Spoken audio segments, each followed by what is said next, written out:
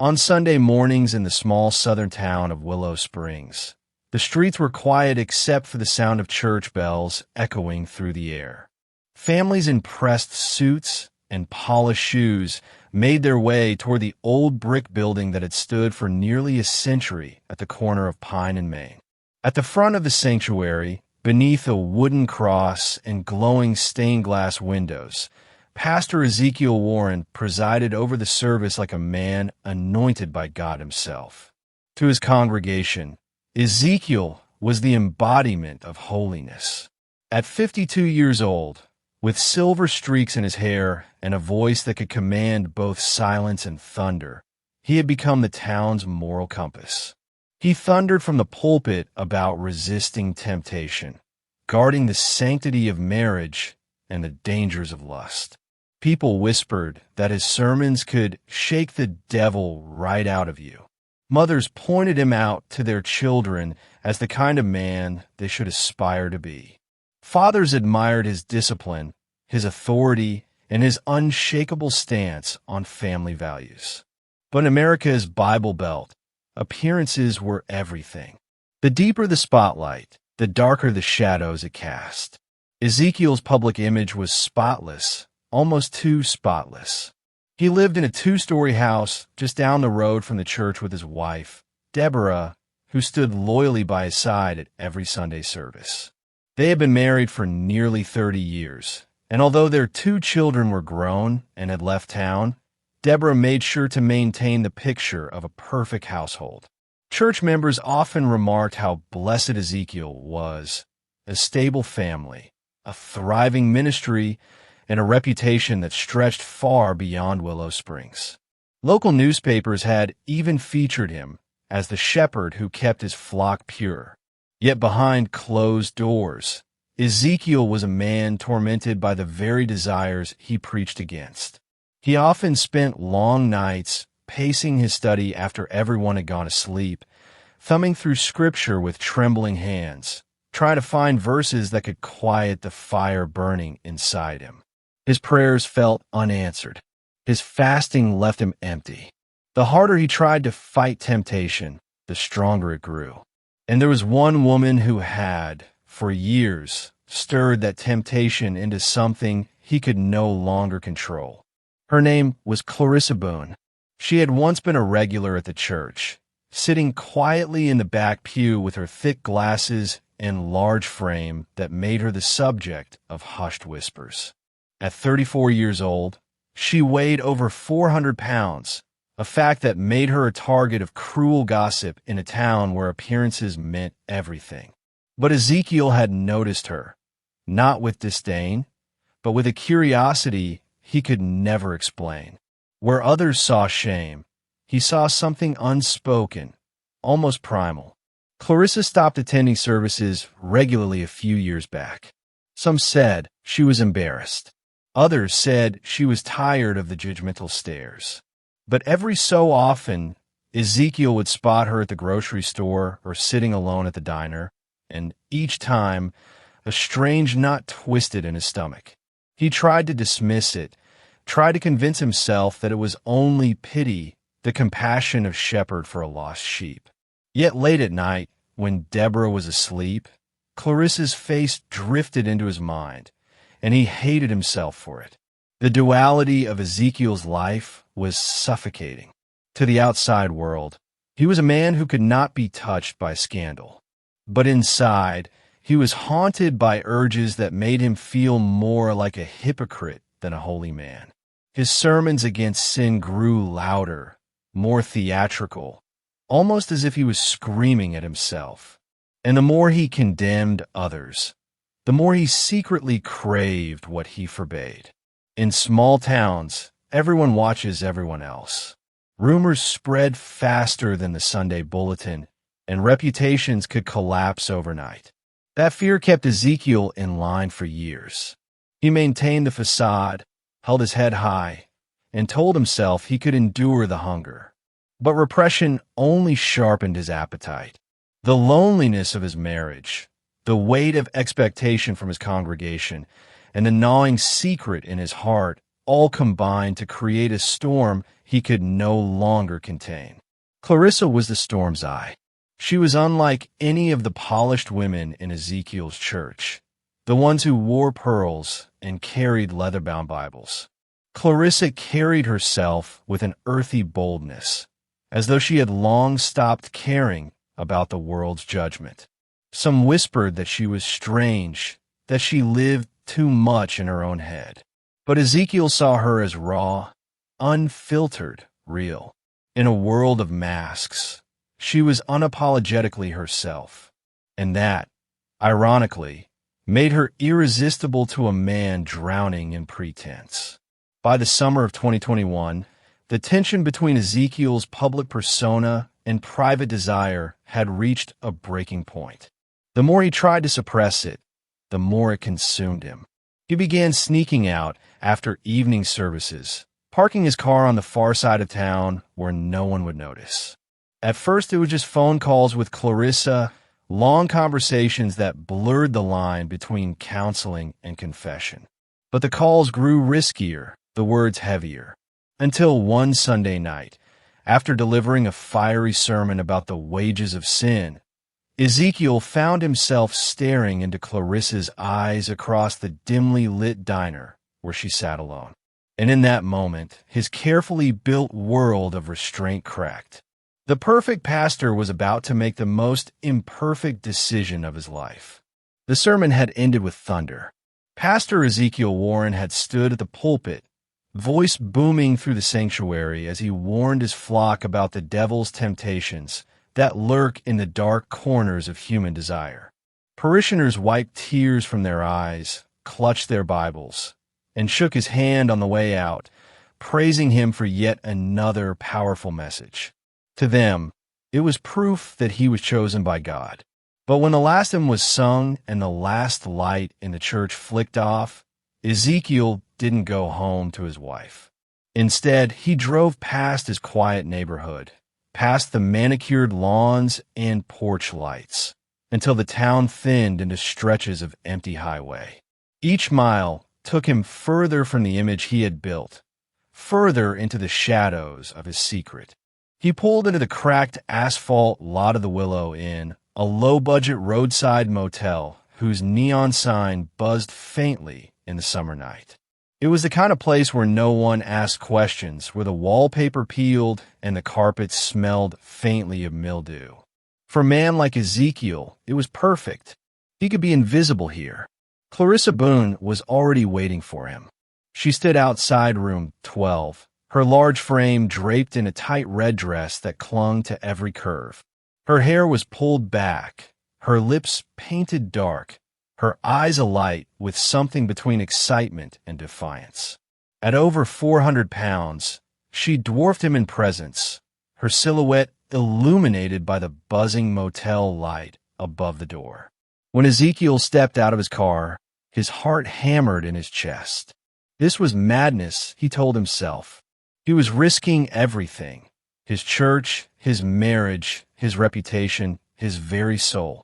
But when Clarissa smiled at him, slow and knowing, all the warnings in his head drowned beneath the rush of desire. "Pastor," she whispered, her voice low and husky. "You came." He didn't answer. Words felt useless. He followed her inside. The motel room was dim, lit by a single lamp on the nightstand. The air was heavy with the scent of cheap perfume and cigarette smoke. A Bible lay on the dresser, the kind every motel kept tucked away in the drawer, as if mocking the hypocrisy of what was about to happen. Ezekiel's hands shook as Clarissa reached for him. He told himself this would be the only time, a desperate slip he could later repent for. But once her lips met his, years of repression came crashing down. Desire, raw, unrestrained, took control. The hours that followed blurred into a feverish haze, their bodies tangled in sweat-soaked sheets, the mattress groaning beneath the weight of their passion. Clarissa laughed between breaths, teasing him, daring him to let go. Ezekiel, usually so controlled, so deliberate, surrendered completely. For the first time in years, he wasn't the holy man, the preacher, the shepherd of souls. He was just a man consumed by flesh. Time lost its meaning. Midnight melted into 2 a.m., then 4 a.m. The room grew hot and stifling, the curtains sticking to the damp window as the night deepened. Ezekiel thought he might collapse, but Clarissa urged him on, relentless, insatiable.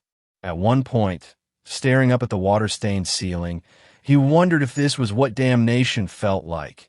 Not fire and brimstone, but a hunger that devoured you whole. By the time dawn began to creep through the thin curtains, Ezekiel was drained, every muscle in his body aching. He lay on his back, chest heaving, the sheets twisted around him like chains. Clarissa curled beside him, humming softly as if nothing in the world could disturb her. Ezekiel closed his eyes and tried to pray. He whispered words of repentance, asking God to forgive him for what he had done. But even as he prayed, he knew he didn't mean it. Not yet. The guilt would come later. For now, the memory of the night clung to him like a second skin, intoxicating and poisonous. He told himself it would end here. One night, one sin, no one would ever know. He would bury it deep and return to his pulpit, stronger, wiser, more determined to resist. But as he drifted into a restless sleep, something inside him whispered the truth. This was not the end. It was the beginning. Outside, the neon sign buzzed against the rising sun. Cars passed on the highway, oblivious to the secret festering inside room 12. And in the stillness of that morning, beneath the silence of his prayer, Ezekiel felt a faint ache, a twinge he dismissed as exhaustion, that would soon unravel everything he had ever built. The forbidden night was over. The nightmare was just beginning. The motel room was silent, except for the faint hum of the air conditioner and the occasional rumble of trucks speeding down the highway outside. Pastor Ezekiel Warren stirred awake sometime after sunrise, his body heavy with exhaustion. For a moment, he didn't know where he was. The curtains leaked pale yellow light, casting the room in a dull glow. Then the memories hit him. The motel, Clarissa, the forbidden night. Shame washed over him like a flood. He turned his head and saw Clarissa sprawled across the bed, her massive frame rising and falling with steady breaths, her red dress crumpled on the chair in the corner. He swallowed hard, the weight of what he had done pressing down on him like lead. Ezekiel sat up slowly, rubbing his temples. His mouth was dry, his throat raw.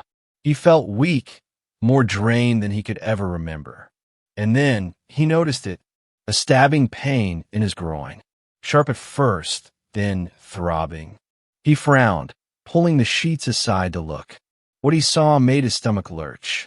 The skin of his manhood was mottled, an angry, purplish black spreading across the flesh like ink seeping through paper.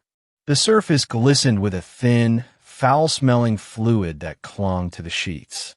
He gagged as a sour, putrid odor hit him, so strong it seemed to crawl up the back of his throat.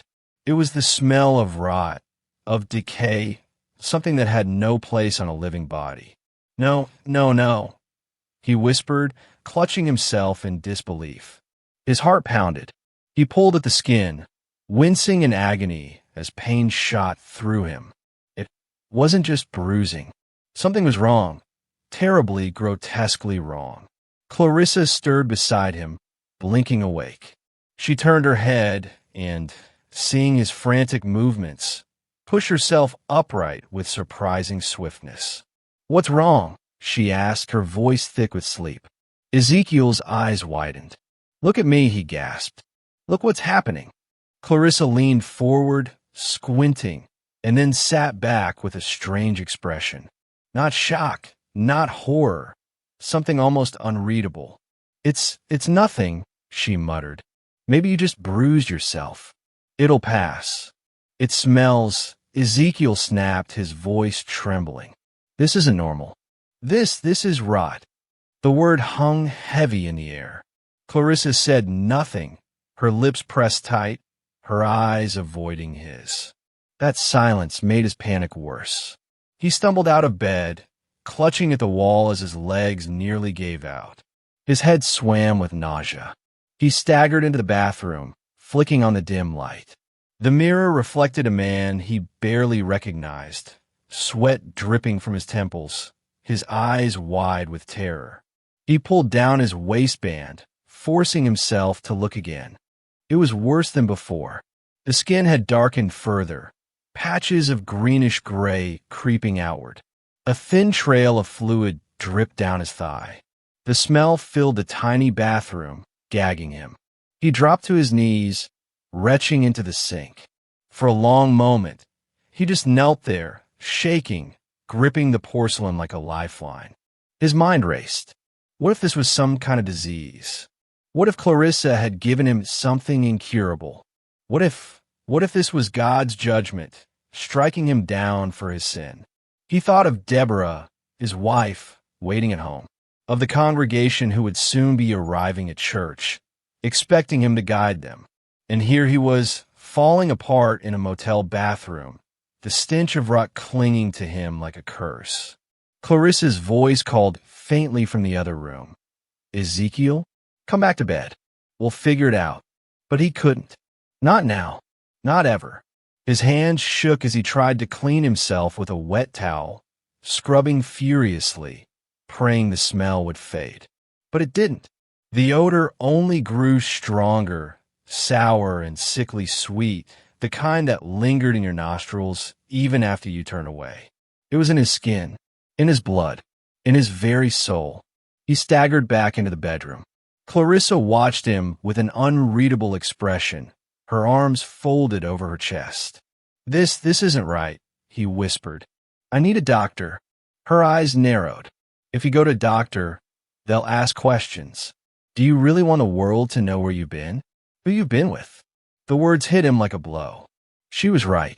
If he went to a hospital, the truth would come out. The press would have a field day. His church would be destroyed. His reputation, his legacy, his family, gone. All because of one night. Ezekiel sank onto the edge of the bed, burying his face in his hands. Tears leaked between his fingers. The shame, the fear, the pain, it was all too much. Clarissa's voice softened. Maybe it's a sign. Maybe God is punishing you. He jerked his head up, glaring at her. Don't you dare, he hissed. Don't you dare say his name right now. But deep down, the thought gnawed at him. What if she was right?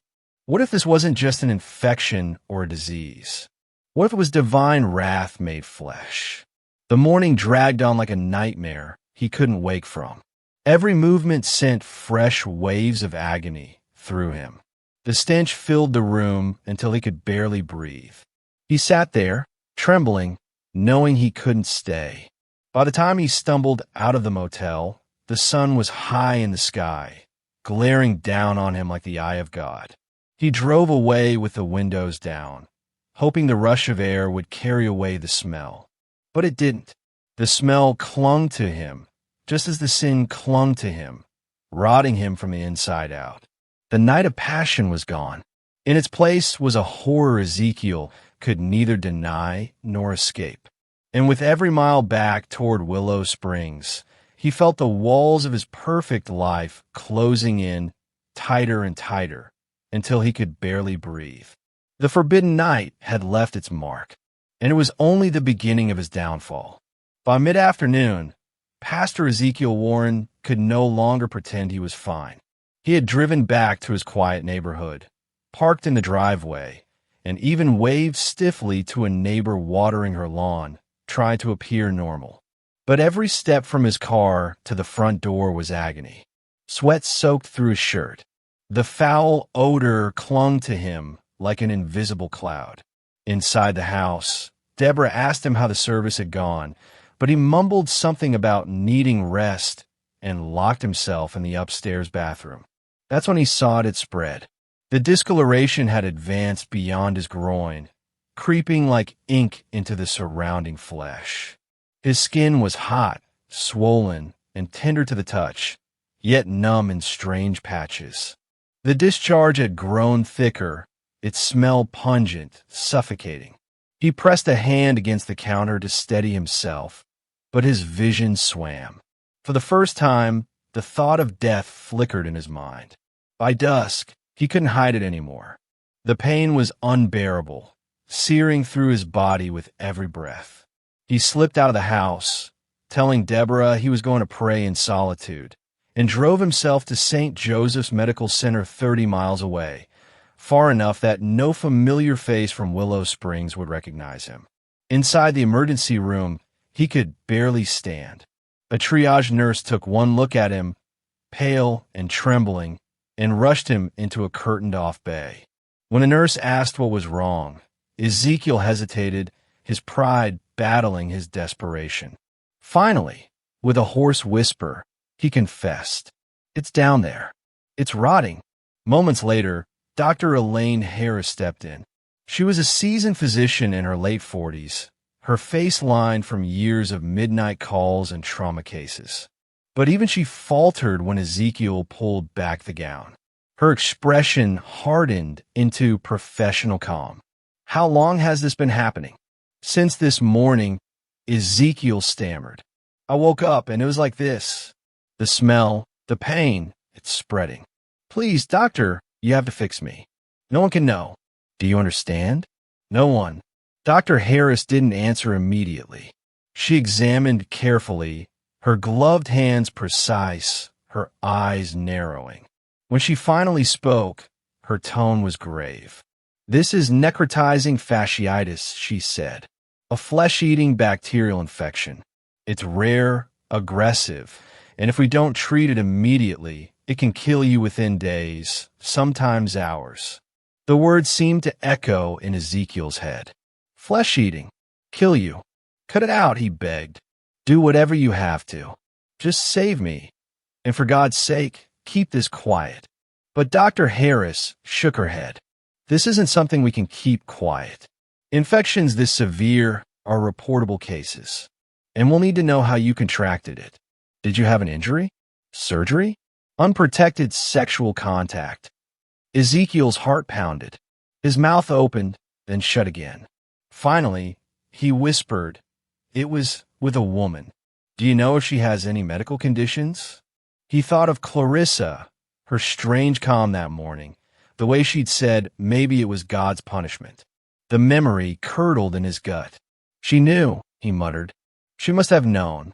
Dr. Harris stepped back, her jaw tight. "We'll need to test both of you. If she knowingly exposed you, that could be criminal negligence. I'll have to inform the authorities." "No," Ezekiel rasped. "You can't. I'm a pastor. If this gets out, my wife, my church, please, I'll lose everything." Dr. Harris looked him straight in the eyes. "Pastor Warren, if we don't act, you'll lose more than your church. You'll lose your life." Within minutes, a team of surgeons was prepping him for emergency debridement surgery, an operation to cut away the infected tissue before it spread further. They slid in 4 into his arm, pumped him full of antibiotics, and rushed him toward the operating room. As the gurney wheeled down the hallway, Ezekiel stared at the ceiling tiles, each one blurring into the next. Was this how it ended? A man who preached purity brought low by his own sin, his body devoured from within? Hours later, when he woke in recovery, the pain was worse, but something else gnawed at him. The sight of the bandages wrapping his lower body, thick and bulky. He didn't dare ask what they had cut away. It was then that he heard the voices outside his curtain. One was Dr. Harris. The other carried the clipped tone of authority. Detective Carla Hughes from the county sheriff's office. "We had to notify law enforcement," Dr. Harris explained. "The infection likely came from direct exposure. If the partner knew she carried it and failed to disclose, that's potentially criminal." Detective Hughes stepped in, her notepad ready.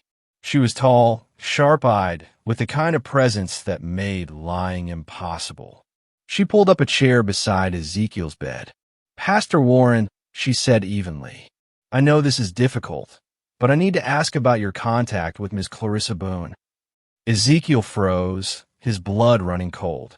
How'd she know the name? Hughes tapped her pen. "The hospital contacted her. She admitted you two were together last night. Said she warned you she had a history of infections. Is that true?" Ezekiel's mouth went dry. His mind reeled. Clarissa had spoken to them already. She'd painted the story her way. "No," he croaked. "She never warned me. She lured me in. She knew what she was doing." Detective Hughes's gaze was steady, unflinching. "Either way, Pastor, this isn't just a medical matter anymore. It's a legal one." He closed his eyes, shame burning hotter than the infection. Outside, he could hear the beeping monitors, the distant shuffle of nurses. Inside, his carefully built life was collapsing piece by piece. The doctor's warning had come true. He was on the edge of losing not just his health, but everything. And the world was about to find out. The news broke faster than Ezekiel could have imagined. He had begged Dr. Harris to keep his condition private, but hospitals have protocols, and small towns have no walls. By the time he awoke the next morning, groggy from painkillers and clinging to what was left of his dignity, whispers had already begun circulating in Willow Springs. It started with the hospital staff. A nurse told her cousin, who told her hairdresser, who texted a friend in the church choir. By mid-morning, the words "Pastor Warren" and "infection down there" were being murmured in pews, diners, and grocery store aisles. But what began as rumor quickly hardened into something more explosive once the local paper, the Willow Springs Gazette, picked it up. The front page headline read, "Holy Man, Rotten Secret, Pastor Hospitalized After Indecent Encounter." The story hinted at what everyone was already whispering, that the town's most respected spiritual leader had been caught in a scandalous affair that left him physically mutilated. The details were sparse, but it didn't matter. In a small Bible Belt town, the suggestion was enough to destroy him. Within hours, regional stations had swarmed the story. News vans parked outside St. Joseph's Medical Center, their satellite dishes pointing skyward. Reporters shoved microphones toward anyone who might know something. Church members, neighbors, even Clarissa herself. Clarissa did not hide.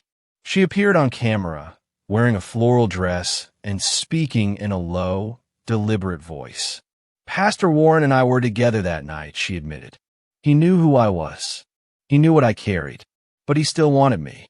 He chose this." The clip went viral. Overnight, hashtags exploded across Twitter and TikTok. Hashtag rotting pastor, hashtag fallen shepherd, hashtag holy decay. Memes spread like wildfire. Photoshopped images of Ezekiel's stern face with captions like "preached about sin, now paying the flesh price." National talk shows picked it up. On one late-night comedy program, the host quipped, "In the Bible, they said if your right hand causes you to sin, cut it off." Pastor Warren went a little lower. The studio audience howled with laughter. For the people of Willow Springs, it was no joke. On Wednesday night, the church parking lot, usually packed for Bible study, was nearly empty. The few who did show sat in silence, avoiding each other's eyes. Some were furious. "He lied to us," one woman snapped to a reporter. "He told us to live holy lives while sneaking around with that woman." Others were heartbroken. "He's still our pastor," an elderly deacon whispered, tears streaming down his cheeks. "We all fall short. Maybe this is just his cross to bear." At the center of the storm was Deborah, Ezekiel's wife of 3 decades. She had stood by him through lean years in church politics, raised their children, ironed his suits for Sunday morning. Now she was a prisoner of humiliation. Paparazzi camped outside their home, snapping photos of her collecting the mail or pulling curtains shut. Neighbors whispered behind her back. On Thursday afternoon, Deborah finally broke her silence. Standing on her porch, pale and trembling, she told reporters. "I am devastated. I believed in my husband. I believed in his ministry. And now, I don't know what to believe. Please respect my family's privacy." Her voice cracked on the last word, and she hurried inside, slamming the door. The clip played on every network, replayed endlessly on social media, dissected by strangers who had never set foot in Willow Springs. Meanwhile, the sheriff's office confirmed they were looking into potential criminal negligence involving Clarissa Boone, though no charges had yet been filed. That only fueled the frenzy. Online forums debated whether Clarissa was a predator or a victim, whether Ezekiel was a hypocrite or simply human. One popular podcast, Crime and Consequence, devoted a full episode to the scandal, inviting medical experts, theologians, and a former church member. The host ended the show with a damning line. "In the South, sin always finds its way to the light. And when it does, it stinks." At St. Joseph's, Ezekiel watched helplessly from his hospital bed as his life unraveled on television.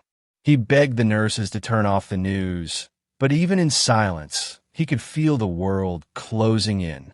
His phone buzzed constantly, angry voicemails from parishioners, tearful messages from his children, reporters demanding comment. He ignored them all. Detective Carla Hughes visited again, notepad in hand. "Pastor," she said, "the public already knows. It's better if you tell your side before Clarissa controls the whole story." But Ezekiel couldn't. His voice shook as he muttered, "There is no side, only shame." The following Sunday, the church doors stayed locked. A handwritten sign was taped to the entrance. Service canceled until further notice. For the first time in 40 years, the sanctuary of Willow Springs Baptist sat empty. The scandal wasn't just gossip anymore. It was a wildfire consuming everything in its path: his ministry, his marriage, his reputation. And for Ezekiel, lying in a hospital bed with bandages binding the rot that had eaten away at him, the most terrifying truth was this: the world had only seen the surface. The worst was still to come. Detective Carla Hughes had learned long ago that in small towns, truth was often scribbled in spiral notebooks and hidden under beds. Gossip could spin wild tales, but hard evidence, words written in a person's own hand, carried the kind of weight no denial could erase. So when she and her team served a search warrant at Clarissa Boone's apartment on the outskirts of town, she wasn't expecting much. Maybe a few medical documents, maybe proof she had withheld treatment for her infection. What they found was something else entirely.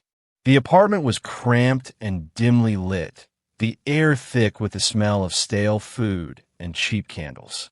Piles of clothes spilled from laundry baskets. Stacks of romance paperbacks lined the shelves. But tucked inside a nightstand drawer, beneath a half-empty box of chocolates and a pack of cigarettes, Detective Hughes pulled out a thick, leather-bound journal. Its cover was worn, the pages stuffed with receipts and folded notes. At first glance, it looked like any diary. But as Hughes flipped through, her eyes narrowed. The entries were precise, deliberate, and obsessive.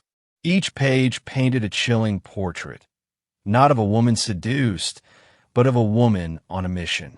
June 14th, I saw him again at the diner. He looks at me when he thinks no one else is watching. He hides it, but I can feel it. The great Pastor Warren, tempted like all the rest. He thinks he's holy, but he's flesh and blood. They all are. July 2nd, I will be the one to reveal him. God chooses strange instruments for his work. Maybe he chose me. My body is despised by many, but it is also a weapon. He will not resist forever. And when he falls, the world will see what a liar he really is. As Hughes read aloud to her partner, the implication was undeniable. Clarissa hadn't stumbled into an affair. She had orchestrated it, weaponizing both her presence and her illness. The most damning entry was dated just 2 days before the motel encounter. August 7th. Tomorrow, after the evening service, he will come. I can feel it. I will make sure he is mine. And when the infection takes hold, he will suffer. He will rot, and the mask will be torn from his face. No more perfect pastor. No more lies. Hughes closed the book slowly, her jaw tight. This wasn't just about sex or scandal. This was about vengeance. When excerpts of the diary leaked to the press a week later, the media firestorm reignited. Headlines screamed across television screens. Diary of a seductress. Clarissa Boone targeted pastor with deadly affair. Talk shows devoured the revelation. On one program, a commentator declared, "This wasn't an affair. This was entrapment. She planned it, she wrote it down, and she carried it out like a personal crusade." Another countered, "Planned or not, Pastor Warren still chose to sin. He still broke his vows. Clarissa may have set the trap, but he walked into it willingly." The public split into bitter camps. One side vilified Clarissa as a predator, calling her the rotting widow, a woman who had deliberately infected a man of God. The other side insisted Ezekiel's hypocrisy was the real story, a pastor who preached purity while sneaking to motels with a congregant. Hashtags multiplied. Hashtag rotting pastor. Hashtag trap by Clarissa. Hashtag holy hypocrite. For Deborah, the revelations cut deeper than any headline. The journal proved her husband hadn't simply made a mistake. He had been hunted, manipulated. It had also confirmed the betrayal she could never forgive. He had given in. He had crossed the line. Her friends urged her to leave, but she stayed silent, retreating further into her home, curtains drawn. Inside the hospital, Ezekiel read transcripts of the diary in stunned silence. His face drained of color as nurses whispered in the hallway. For the first time, he realized the scale of what had happened. This wasn't just a scandal. It was a story that would define him forever. His name would be synonymous with shame, his life reduced to hashtags and punchlines. Detective Hughes, in her calm but cutting manner, delivered the final blow when she interviewed him again. She wrote it all down. "Pastor," Hughes said, sliding photocopies of the entries across the table. "She says you were her mission, that your fall would expose your hypocrisy."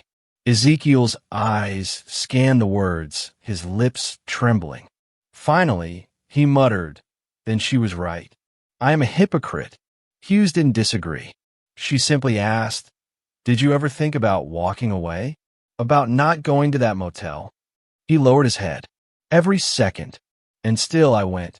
The diary revelations didn't bring closure. They brought chaos.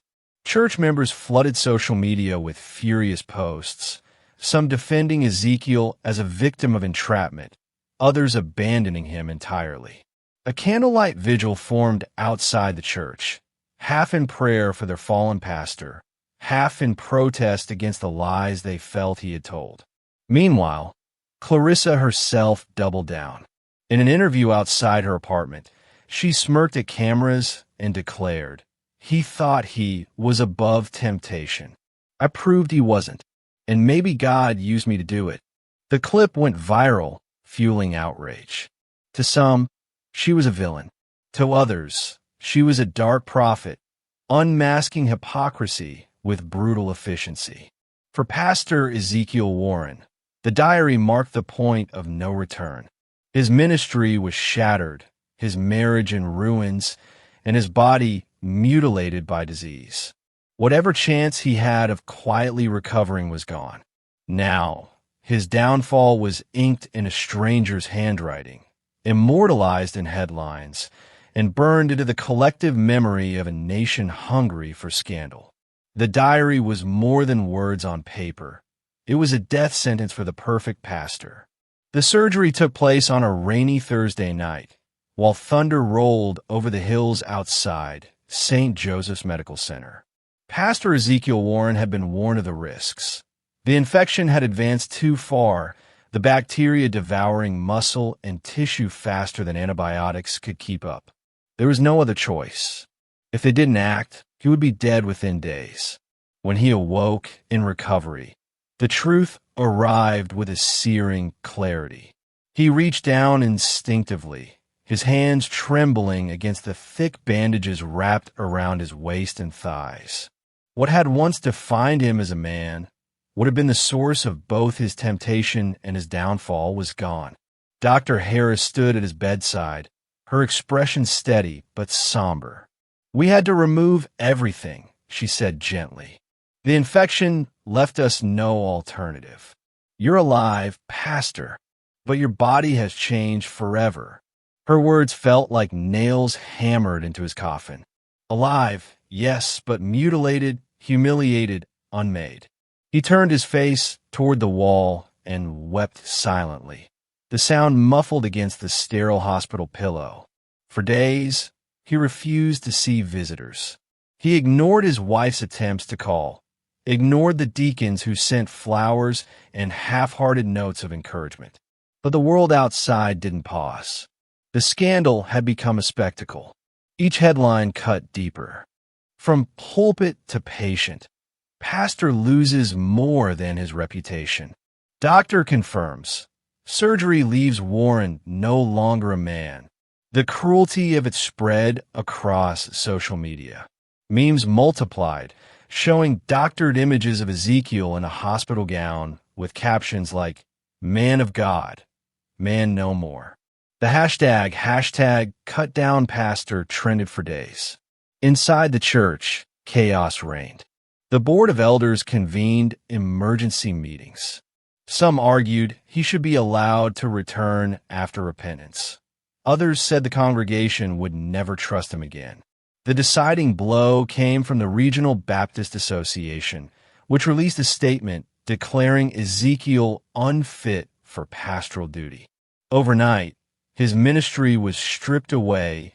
The very calling that had defined his life dissolved in a paragraph of bureaucratic language. When Deborah finally visited, her face pale with grief, she found her husband a shell of himself. Bandaged, gaunt, eyes hollow. She stood by his bed and whispered, "I don't know who you are anymore."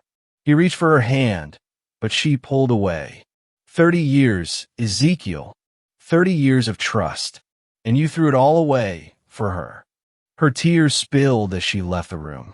He didn't see her again.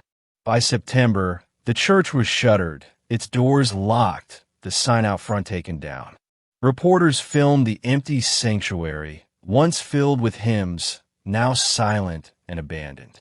Congregants scattered to other churches, unwilling to be linked to the scandal. The town that had once hailed Ezekiel as its moral compass now spoke his name with contempt or pity. In a desperate bid to salvage what little remained, Ezekiel agreed to a televised interview from his hospital bed. The cameras captured him pale and gaunt, wrapped in a blanket, his voice raspy from medication. "I have sinned," he admitted, tears glistening in his eyes. "I failed my wife, my church, and my God. I thought I was strong, but temptation proved stronger. And now, I live with the consequences. My body has been taken from me. My ministry has been taken. All that remains is my soul. I pray that God will forgive me, even if the world never does." The clip aired nationwide. For some, it stirred sympathy, an image of a broken man humbled by his own failings. But for most, it was too little, too late.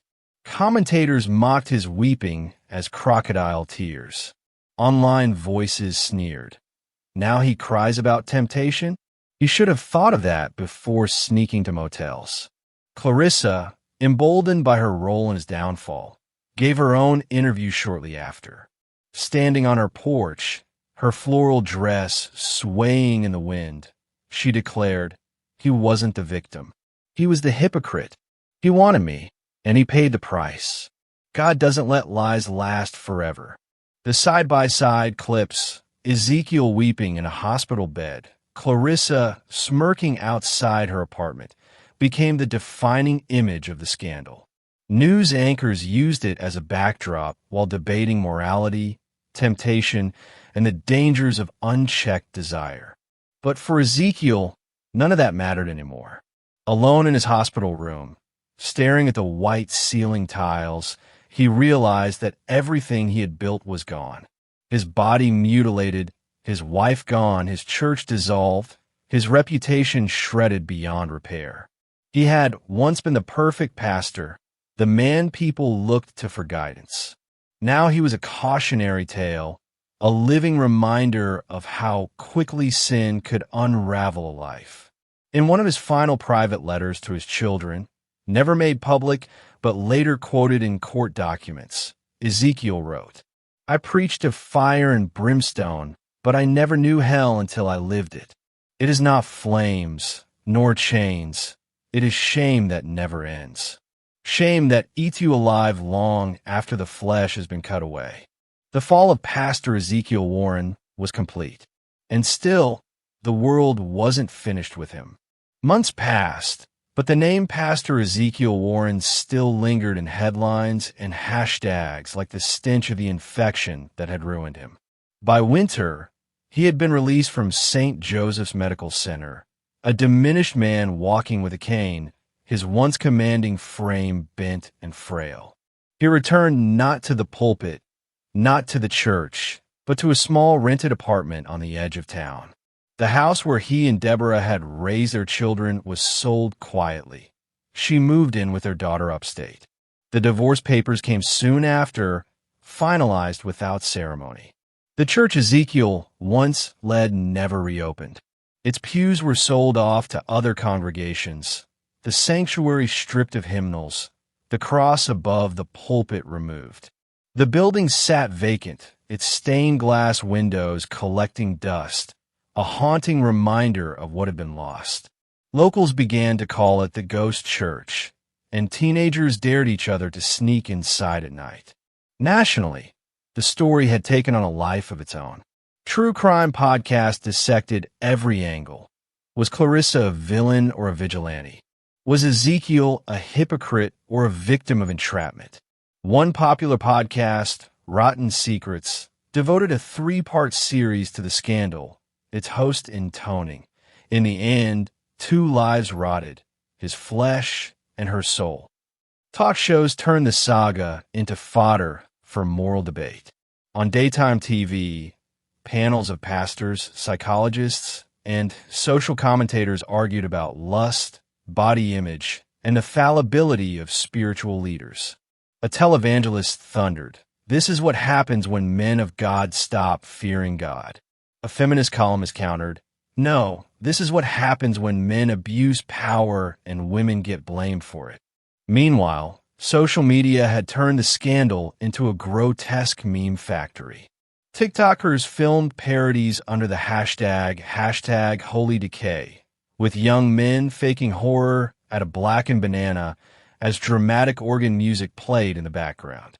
Twitter filled with sarcastic prayers. "Lord, protect me from the motel ministries." The cruelty was endless, but the clicks kept coming. Clarissa Boone, far from hiding, leaned into her notoriety. She appeared on a streaming documentary series about deadly affairs, her face half-lit in confession-style interviews. "I didn't make him want me," she insisted to the camera. "He already wanted me. I just gave him the chance." The episode drew millions of views. For some, she was a femme fatale who toppled the giant. For others, she was a monster who weaponized her body. As for Ezekiel, his final public appearance came in the spring of the following year.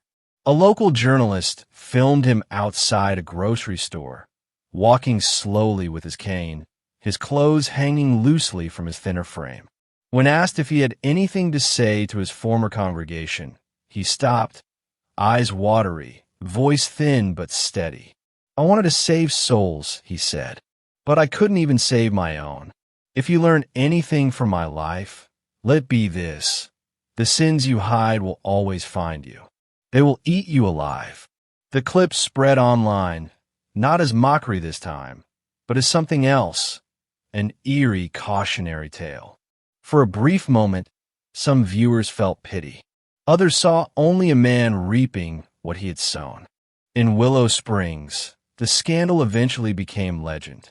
Parents warned their teenagers about temptation by invoking the name Warren. Old-timers shook their heads at the fall of the perfect pastor. And in hushed tones, people still gossiped about Clarissa Boone. Whether she lived cursed or vindicated, no one could agree. But the truth was simpler and darker.